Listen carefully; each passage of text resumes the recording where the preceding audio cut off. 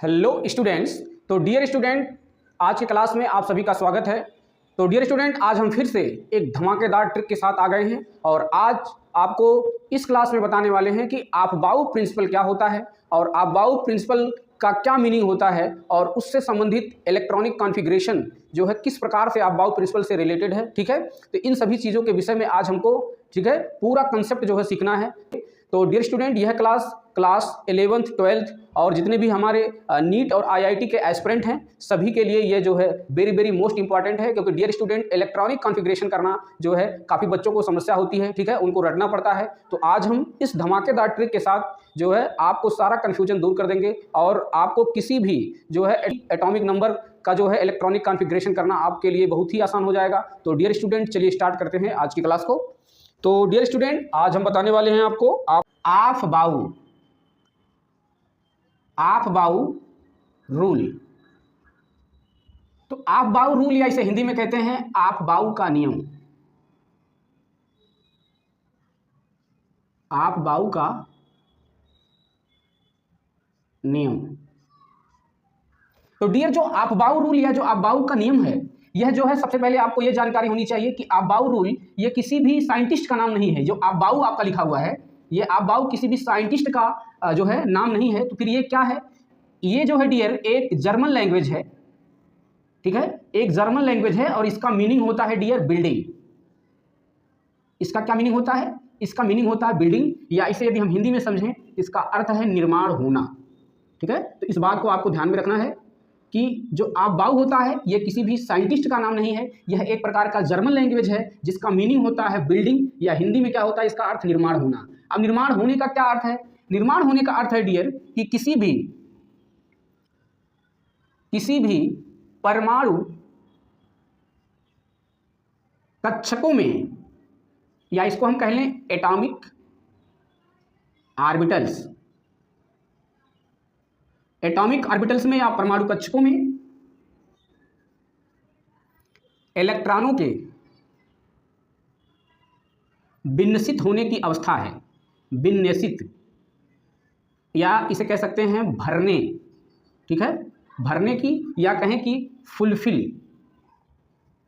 ठीक है, फुलफिल होने की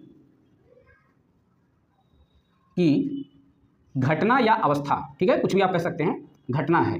तो आपको ध्यान देना है कि जो बिल्डिंग होता है इसका अर्थ है निर्माण होना। निर्माण होने का अर्थ है डियर कि आपके एटॉमिक ऑर्बिटल में जो इलेक्ट्रॉन हैं वो इलेक्ट्रॉन कैसे फुलफिल किए जाएं। ठीक है, यही घटना बताती है आपका आपबाउ रूल। ठीक है, तो आपबाउ रूल वेरी मोस्ट इंपॉर्टेंट है। ठीक है, और आप सबको इसको ध्यान से समझना है आपबाउ रूल को। तो डियर स्टूडेंट, जो आपबाउ रूल है यह जो है आपके आपबाउ रूल, यह आपके इलेक्ट्रॉनिक कॉन्फ़िगरेशन को, इलेक्ट्रॉनिक कॉन्फ़िगरेशन, या इसे हिंदी में समझें तो इसे कहते हैं इलेक्ट्रॉनिक विन्यास। ठीक है, को यह व्याख्या करता है, ये बताता है। तो आपबाउ रूल से हम क्या करते हैं? इलेक्ट्रॉनिक कॉन्फ़िगरेशन करते हैं। ठीक है, तो डियर स्टूडेंट, जो आपने देखा कि जो बिल्डिंग या निर्माण होना है, ठीक है, और उसका अर्थ भी आपने समझा कि इसका अर्थ होता है कि किसी भी एटॉमिक ऑर्बिटल में इलेक्ट्रॉन कैसे फुलफिल किए जाएं। ठीक है, तो यह घटना बताती है आपका आपबाउ रूल। तो यहाँ जो डियर इलेक्ट्रॉनिक कॉन्फ़िगरेशन होता है, आपबाउ रूल क्या कहता है? आपबाउ रूल कहता है कि किसी भी एटॉमिक ऑर्बिटल में, एटॉमिक ऑर्बिटल कहें या परमाणु कक्षक कहें, तो किसी एटॉमिक ऑर्बिटल में इलेक्ट्रॉन्स हमेशा ऊर्जा के यानी एनर्जी के बढ़ते क्रम में व्यवस्थित होते हैं। ठीक है, बढ़ते क्रम में, या हम कहें कि इंक्रीजिंग, ठीक है, पैटर्न में व्यवस्थित होते हैं या अरेंज्ड होते हैं।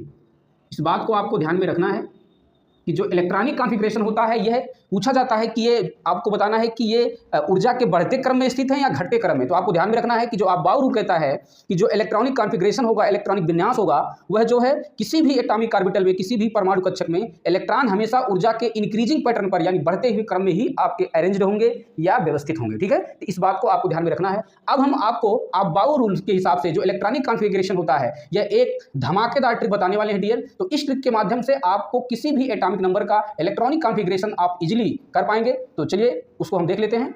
तो डियर स्टूडेंट, जो अबाउ रूल का जो ढांसू ट्रिक है वो डियर हमारा मोबाइल नंबर है, ठीक है। तो हम आपको अपना मोबाइल नंबर यहाँ पर लिख रहे हैं, आप इसको नोट कर लीजिए। हमारे मोबाइल नंबर से ही आपको पूरा एटॉमिक नंबर का इलेक्ट्रॉनिक कॉन्फ़िगरेशन आपको समझ में आ जाएगा। तो चलिए हम अपना नंबर आपको दे देते हैं 122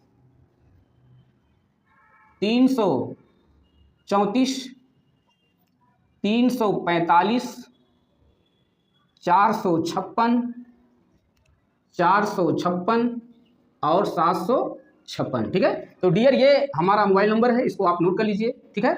अब इसके हिसाब से आपको इलेक्ट्रॉनिक कॉन्फ़िगरेशन को समझना है। तो डियर देखिए, ये 1 जो है, ये जो है आपका जो 1 लिखा है, 2 लिखा है, ये जो आपका डिजिट लिखा है, जो अंक लिखा है, यह आपका बता रहा है सेल नंबर, है ना। ये पहला सेल है, ये दूसरा सेल है, ये तीसरा सेल है, ठीक है। तो यहाँ से आपको ये सेल की संख्या बता रहा है 1 2 2 3 3 क्या है, ये n का वैल्यू है। इसे प्रिंसिपल क्वांटम नंबर कह सकते हैं या इसको सेल नंबर भी कह सकते हैं, ठीक है। तो देखिए ये वैल्यू पहली बार आया है 1, पहली बार आया है, किसको कह सकते हैं आप 1s, ठीक है। पहली बार आया है तो ये क्या है, यस है, ठीक है। ये 2 पहली बार आया है तो क्या होता है, ये भी आपका हो जाएगा 2 के साथ यस आएगा, क्योंकि 2 पहली बार आया है, ठीक है।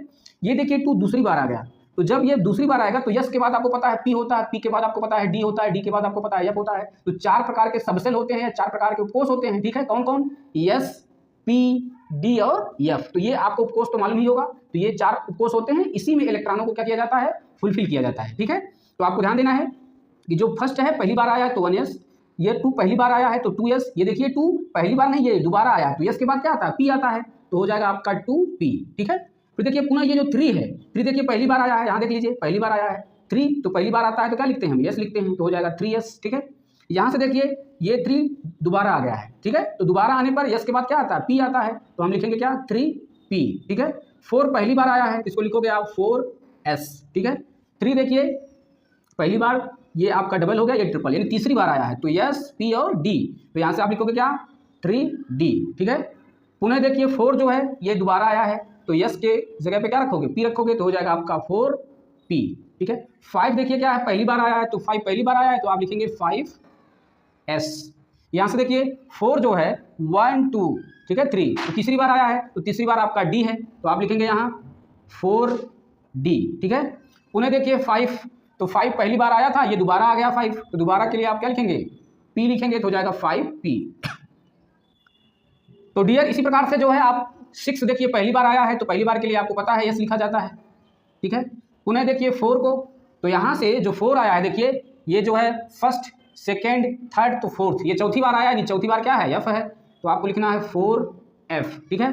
पुनः देखिए 5, तो 5 जो है आपका पहली बार, ये आपका डबल आ गया, ये ट्रिपल, तीसरी बार आया है तो आपको क्या लिखना है 5d, ठीक है। उन्हें देखिए 6 जो है, तो 6 जो है आपका पहली बार, ये देखिए दोबारा आ गया, दोबारा के लिए आपको क्या लिखना है, इसके बाद क्या आता है, p आता है, तो आपको लिखना है 6p, ठीक है। 7 पहली बार आया है तो आपको लिखना है 7s। और पुनः देखिए 5 जो है आपका, ये जो है 1 2 3 3 बार आ चुका है तो चौथी बार आ रहा है, तो आपको क्या लिखना, आपको लिखना है डियर 5f, ठीक है। 6 को हम लिख लेते हैं।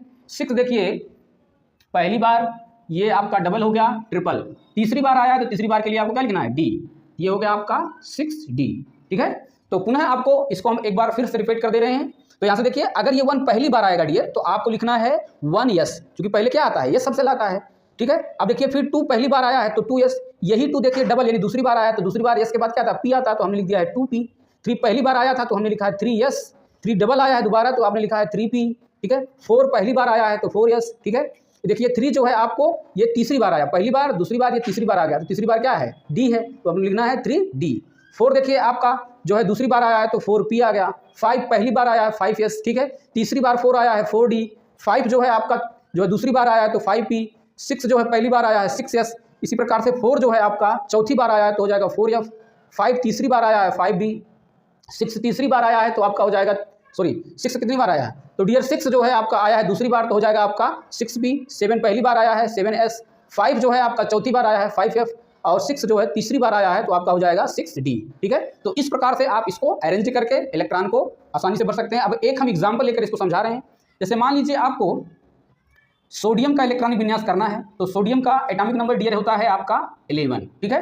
अब 11 होता है, 11 को आपको भरना है, तो देखिए पहले क्या है, पहले 1 है, तो 1s लिख लेंगे, फिर उसके बाद 2s है, 2s को लिख लेंगे, फिर उसके बाद 2p है, 2p को लिख लेंगे, फिर उसके बाद आपका 3s है तो 3s को लिख लेंगे। ठीक है, तो आपको ये भी जानकारी होनी चाहिए डियर कि जो s सबसेल होता है आपका, ये जो आपका s p d और f सबसेल है, इसके पास जो है यहाँ जो है ऑर्बिटल कितने होते हैं, s के पास एक ऑर्बिटल होता है। ठीक है, यानी हिंदी में इसको कक्षक कहते हैं। तो s के पास एक ऑर्बिटल या एक कक्षक, p के पास डियर होता है आपका ये 3 ऑर्बिटल यानी 3 ऑर्बिटल होते हैं p के पास, या इसे हिंदी में कहें कि 3 कक्षक होते हैं।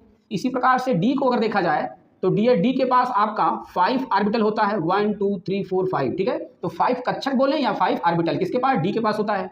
इसी प्रकार से अगर f को देखें तो f के पास डियर होता है 7 ऑर्बिटल। ठीक है, 1 2 3 4 5 6 और 7। तो इस प्रकार से आपको s p d और f उपकोष में यानी सबसेल में कितने ऑर्बिटल होते हैं यह भी मालूम होना चाहिए। s में 1 ऑर्बिटल, p में 3 होता है, d में 5 ऑर्बिटल होता है और f में क्या होता है 7 ऑर्बिटल होता है। यहाँ पे एक बात ये भी ध्यान में रखना है कि किसी भी ऑर्बिटल के अंदर डियर कम से कम 2 ही इलेक्ट्रॉन रह सकते हैं। ठीक है, कम से कम क्या ये कहें कि किसी भी ऑर्बिटल में ज़्यादा से ज़्यादा 2 ही इलेक्ट्रॉन रह सकते हैं। 2 से ज़्यादा इलेक्ट्रॉन आप किसी भी ऑर्बिटल में नहीं भर सकते हैं। और यह इलेक्ट्रॉन जो होते हैं क्या होते हैं, एक दूसरे के एंटी क्लॉकवाइज होते हैं, यानी एक ऊपर की तरफ रहेगा तो एक नीचे की तरफ। ठीक है, तो इस प्रकार से अगर देखा जाए तो s में कितने इलेक्ट्रॉन हुए, s में डियर हो गए आपके मैक्सिमम 2 इलेक्ट्रॉन। ठीक है, इससे ज़्यादा आपके इलेक्ट्रॉन नहीं हो सकते। ठीक है, क्योंकि आपको बताया गया है कि किसी भी ऑर्बिटल में मैक्सिमम नंबर ऑफ इलेक्ट्रॉन कितने 2 हो सकते हैं। तो s में 1 ऑर्बिटल है तो s में जो है मैक्सिमम कितने इलेक्ट्रॉन होंगे, 2 होंगे। इसी प्रकार से p में 3 ऑर्बिटल है तो देखिए यहाँ पर